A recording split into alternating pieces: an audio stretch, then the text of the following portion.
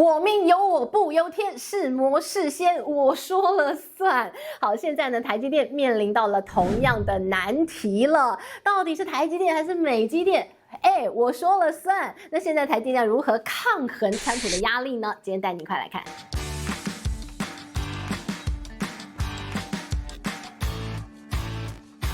嗨，大家好，我是志玉，今天想跟大家来聊聊台积电会变成美积电吗？这个题目啊，让我想到了近来全世界很轰动一部电影，就是哪吒。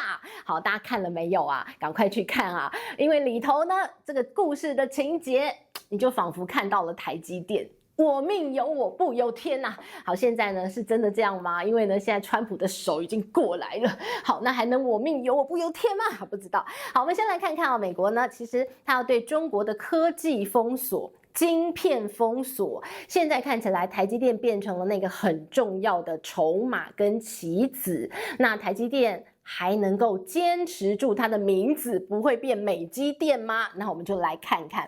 我们先从美国对这个中国的一个晶片封锁跟科技管制有哪些最新的进展？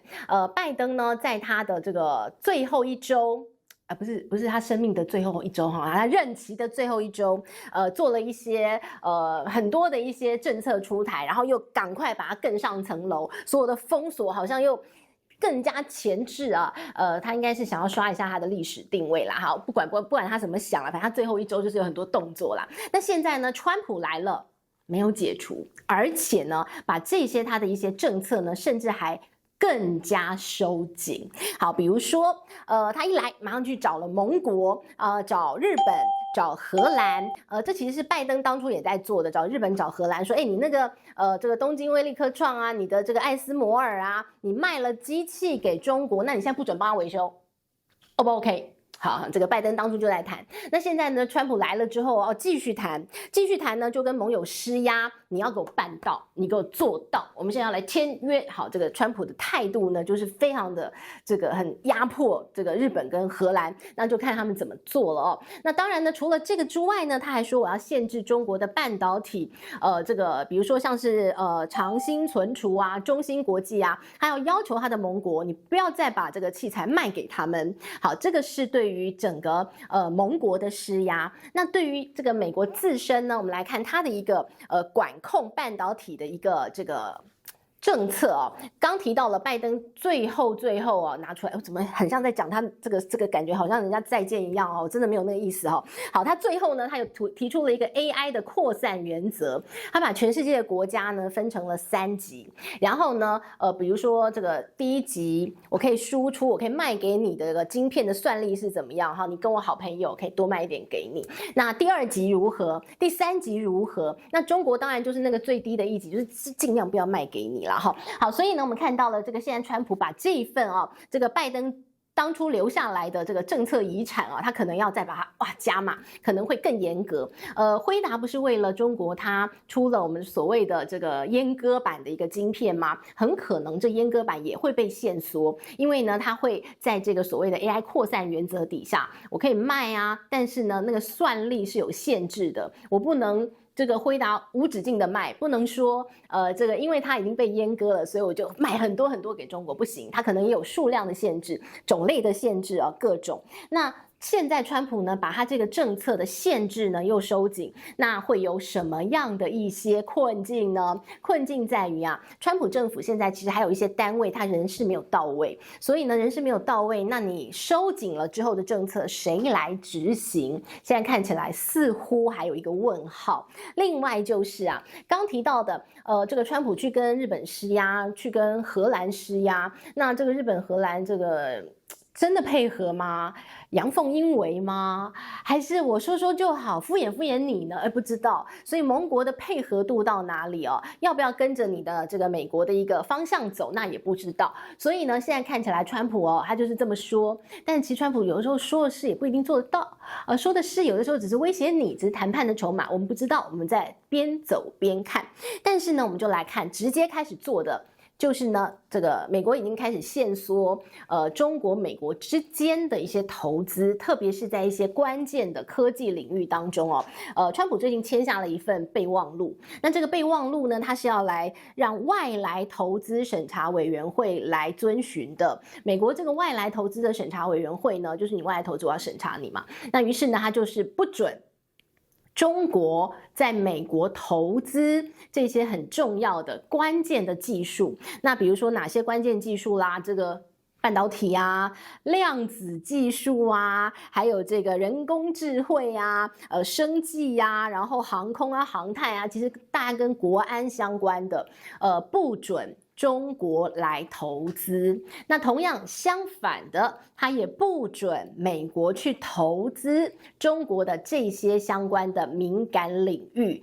AI 啊、半导体啊、航空航太啊、量子电脑这些都不可以，所以双方呢就是不要再投资了，我就是直接切巴顿，不跟你好哦。那的确呢，我们看到了在拜登政府其实就开始做，那现在这个川普只是直接再签一份备忘录，我要继续接着做。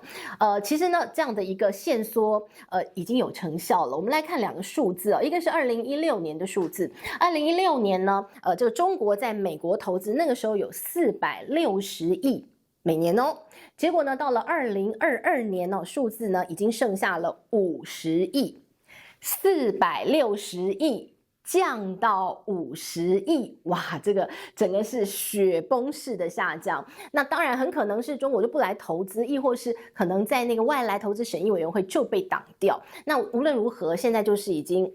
你知道，你归你啊，我归我啊，我们没有在一起了。好，那当然，为什么现在看起来这个美国如此的一个紧张？那当然是因为中国的技术的确开始崛起。近来呢，我们看到了这个美国啊，他们做了一个。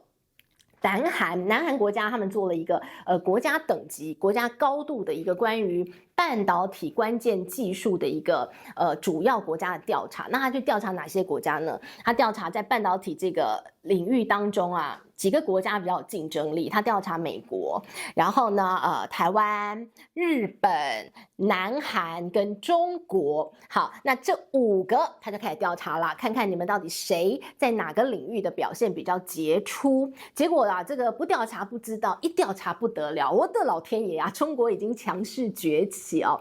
过去你会觉得南韩也很不错啊，那台湾当然有台积电嘛，然后呢，可能美国啊，当然是技术就是绝对的领先，那日本可能半导体设备啊材料很棒，但是呢，这一调查之后，赫然发现中国不得了了，它在好几个半导体的关键技术领域当中，它已经超越南韩了。哇，这个南韩吓歪。好，那不只是超越南韩而已啊，甚至呢，它在商业化的部分，它在市占率也超越南韩。我们简单举例哦，这个中国的成熟制程就是28奈米以上的哦，它的市占率呢已经超过了30%。那台湾呢，台湾大约是有4%左右，所以呢，你看光中国跟台湾加起来就超过全世界的70%在成熟制程的部分。好，那这个部分呢，南韩感觉好像就是靠边站哦。那另外呢，先进制程的部分，南韩呢它也无法追赶上台积电嘛，对吧？那这个当然，中国在先进制程的部分现在是还没有办法的，还非常的落后。但是呢，它已经从它可以的地方开始往前追。好，那首先它先追上了成熟制程。好，那你可以说南韩说算了，我也不屑做，那个很难赚，这毛利很低，给你做。好，但是呢，有一些南韩赖以为生很重要的命脉，它现在似乎也被中国追上，那就是记忆体。记忆体呢，过去这个南韩是呼风唤雨哈，结果现在看起来，哎呀，糟啦！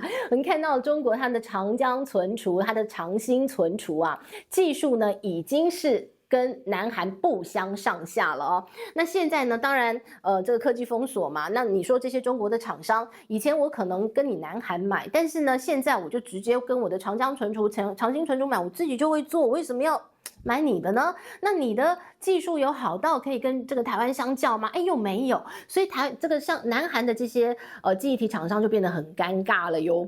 再来呢，你就看到了南韩现在还面临到了什么样的状况？它的一个产业啊，他们自己国家，你知道国家真的政治很动荡嘛，就是尹锡悦对不对？搞什么鬼啊？突然间宣布了一个什么国家的什么戒严啊、紧急状态啊，然后搞得这个乌烟瘴气的，所以他们国家对于半导体领域的补助是少的。那是少的会有什么样的状况呢？你研究你没有经费，所以你研究呢经费不够的话，你当然技术无法跟上。那跟中国不一样，中国是现在请全国之力在帮忙。好，那再来呢，就人才开始外流了。如果你说你真的是人才，你何愁没有地方去啊？现在人才是全世界流动的。你说你在半导体领域你棒呆了不得了，我南韩首屈一指。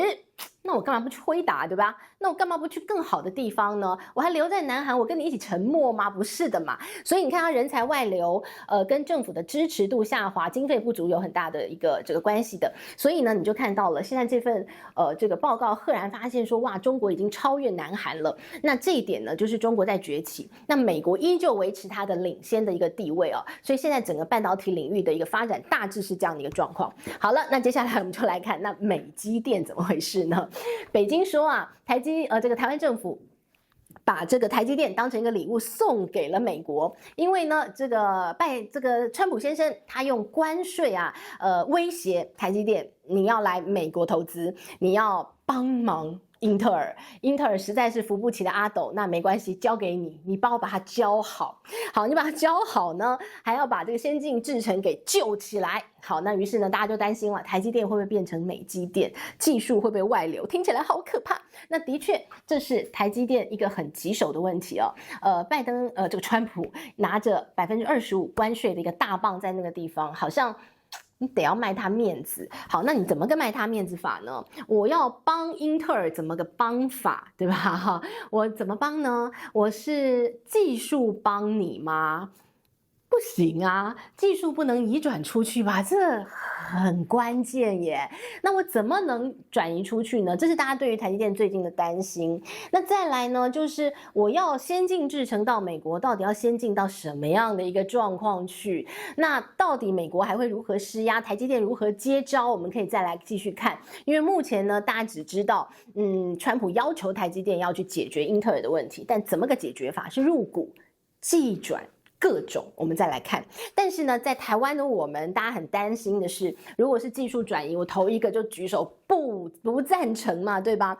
在台湾有85%的民众是反对的，因为觉得台积电不仅仅是一家公司，它是护国神山，而且大家会觉得说它是细盾，它是保护台湾的一个安全很重要的一个公司。它如果留在台湾的话，因为呢，这个几乎全世界先进的晶片都要靠它帮忙晶圆代工，所以呢，全世界会保护我们。哇，这是大家给自己的幻想。好，那所以呢，大家觉得台积电最重要制程一定要留在台湾，不能够到美国去寄转出去。但是呢，其实对于川普来讲，他威胁你这一阵啊。他已经赚得盆满钵满了，因为很简单来讲，你看他只放个话说台积电，你给我来救英特尔哦。你知道英特尔的股价从谷底翻身已经涨40%，这么成功的商人，川普他会不知道我先买好台英特尔的股票吗？所以呢，你就看到这英特尔的股价一飞冲天，台积电都还没有答应，都还没谈好我怎么救英特尔，股价40%川普已经先赚进口袋了哦。所以呢，你看到他又这个说我要动台积电，然后惹得北京跳脚了，对吧？所以你就看到川普这个非常精明的商人哦，他的这个施政，他的国政方针真的很不得了，说不定他的国政方针就是要怎么样赚饱。在这一届当中，那我们就再继续看下去了哈。好，但是呢，我们看到这个台积电到底会怎么样救英特尔，这应该是接下来在半导体圈大家最有兴趣的话题，我们会带大家一起追踪喽。好，这是今天的内容，希望你喜欢喽，我们下回见，拜拜。